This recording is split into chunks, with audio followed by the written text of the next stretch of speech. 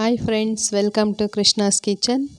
ಇವತ್ತಿನ ರೆಸಿಪಿ ವರಮಹಾಲಕ್ಷ್ಮಿ ಹಬ್ಬದ ಸ್ಪೆಷಲ್ ಚಕ್ಲಿ, ಕೋಡುಬಳೆ, ನಿಪ್ಪಟ್ಟು, ರವೆ ಉಂಡೆ. ಅದರಲ್ಲಿ ಇದೂ ಒಂದು ಸ್ಪೆಷಲ್ ಆಗಿರುತ್ತೆ, ಕೋಡುಬಳೆ. ಹಾಗೆ ಕೋಡುಬಳೆ ಮಾಡುವ ವಿಧಾನ ನೋಡೋಣ. ಮಕ್ಕಳಿಂದ ಹಿಡಿದು ದೊಡ್ಡವ್ರ ತನಕ ಇಷ್ಟಪಟ್ಟು ತಿನ್ಬೋದು. ಬನ್ನಿ ಕೋಡುಬಳೆ ಮಾಡೋ ವಿಧಾನ ನೋಡೋಣ. ಈಗ ನಾನು ಒಂದು ಕುಕ್ಕರ್ನ ತೊಗೊಂಡಿದ್ದೀನಿ. ಅದಕ್ಕೆ ಒಂದು ಅರ್ಧ ಕಪ್ಪಷ್ಟು ಹೆಸರು ಬೇಳೆನ ಹಾಕಿದ್ದೀನಿ. ಹಾಗೆಯೇ ಮತ್ತೆ ಒಂದು ಅರ್ಧ ಕಪ್ಪಷ್ಟು ಉದ್ದಿನ ಬೇಳೆನೂ ಸಹ ಹಾಕಿದ್ದೀನಿ.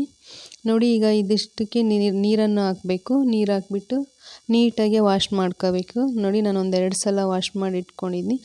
ವಾಶ್ ಮಾಡಿದ್ದಾದಮೇಲೆ ಅದಕ್ಕೆ ಈಗ ನಾನು ಒಂದು ಗ್ಲಾಸಷ್ಟು ನೀರನ್ನು ಸೇರಿಸ್ತಾ ಇದ್ದೀನಿ.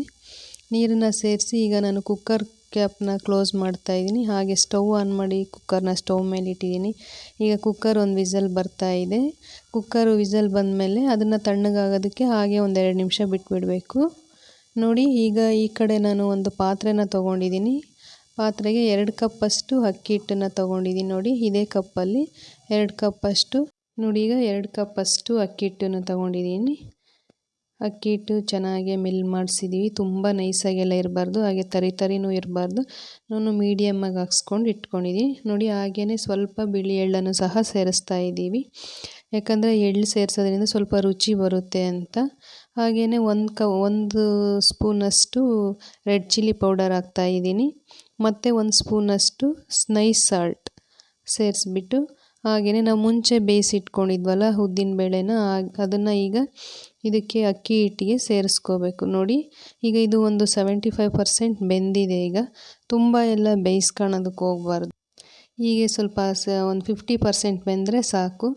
ನೋಡಿ, ಈಗ ಬೆಂದಿದೆ. ಇದನ್ನು ಈಗ ಅಕ್ಕಿ ಹಿಟ್ಟಿನೊಳಗಡೆ ಹಾಕ್ಬಿಟ್ಟು ಎಲ್ಲ ಚೆನ್ನಾಗಿ ಮಿಕ್ಸ್ ಮಾಡ್ಕೋಬೇಕು. ನೋಡಿ, ಈಗ ನಾನು ಬಿಸಿ ಇರೋದ್ರಿಂದ ಸ್ಪೂನ್ ತೊಗೊಂಡಿದ್ದೀನಿ. ಸ್ಪೂನಲ್ಲಿ ಎಲ್ಲನೂ ಈ ರೀತಿಯಾಗಿ ಮಿಕ್ಸ್ ಮಾಡ್ಕೋತಾ ಇದ್ದೀನಿ.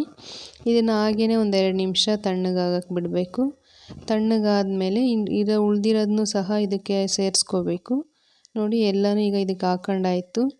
ಈಗ ಇದನ್ನು ನಾವು ಕೈಯಲ್ಲಿ ಚೆನ್ನಾಗಿ ಎಲ್ಲ ಕಿವುಚ್ಕೋಬೇಕು. ಅಂದರೆ ಚೆನ್ನಾಗೆಲ್ಲ ನಾದ್ಕೋಬೇಕು. ಹಿಟ್ಟು ಸ್ವಲ್ಪ ಚೆನ್ನಾಗಿ ಜಿಗುಟು ಬರೋ ತನಕ ಹಾಗೆಯೇ ಎಲ್ಲನೂ ಮಿಕ್ಸ್ ಮಾಡಿಕೊಂಡು ಚೆನ್ನಾಗಿ ಎಲ್ಲನ ಫುಲ್ ಇದ್ರಾಗೆ ಚೆನ್ನಾಗಿ ಹಿಟ್ಟನ್ನ ನಾದ್ಕೋಬೇಕು. ನೋಡಿ, ಈ ಥರ ಎಲ್ಲ ಮಿಕ್ಸ್ ಮಾಡಿಬಿಟ್ಟು ಚೆನ್ನಾಗಿ ನಾದಿದ್ದಾಗಿದ್ದ ತಕ್ಷಣ ಇದಕ್ಕೆ ನಾನೀಗ ಒಂಚೂರಷ್ಟು ನೀರನ್ನು ಹಾಕ್ಕೊತಾ ಇದ್ದೀನಿ. ತುಂಬ ಹಾಕಬಾರ್ದು, ಯಾಕಂದರೆ ಹೆಸರುಬೇಳೆ ನೀರೇ ಸಾಕಾಗುತ್ತೆ. ನಾನು ಲೈಟಾಗಿ ಸ್ವಲ್ಪ ಹಾಕ್ಕೊಂಡಿದ್ದೀನಿ. ಹಾಕ್ಕೊಂಡ್ಬಿಟ್ಟು ನೋಡಿ, ಈ ಥರ ಎಲ್ಲನೂ ಗಟ್ಟಿಯಾಗಿ ಚೆನ್ನಾಗಿ ನಾದ್ಕೊಂಡು ಜಿಗುಟು ಬಂದಿದೆ. ಇದನ್ನು ಈಗ ಒಂದು 2 ನಿಮಿಷ ಹಾಗೆಯೇ ನಾನು ಮುಚ್ಚಿಡ್ತಾ ಇದ್ದೀನಿ. ಯಾಕಂದರೆ ಕಲಸಿದ ತಕ್ಷಣ ಒಂದು 2 ನಿಮಿಷ ಹಾಗೆ ಮುಚ್ಚಿಟ್ರೆ ತುಂಬ ಚೆನ್ನಾಗಿರುತ್ತೆ ಅಂತ. ನೋಡಿ, ಮುಚ್ಚಿಟ್ಟು ಈಗ ಮತ್ತೆ ನಾನು ಅದನ್ನ ಓಪನ್ ಮಾಡ್ಕೊಂಡಿದ್ದೀನಿ.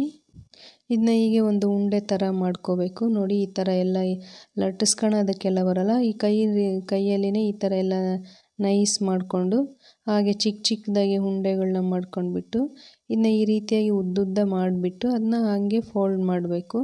ನೋಡಿ, ನಾನು ಇಲ್ಲಿ ಚಿಕ್ಕದಾಗೆ ಮಾಡ್ತಾಯಿದ್ದೀನಿ.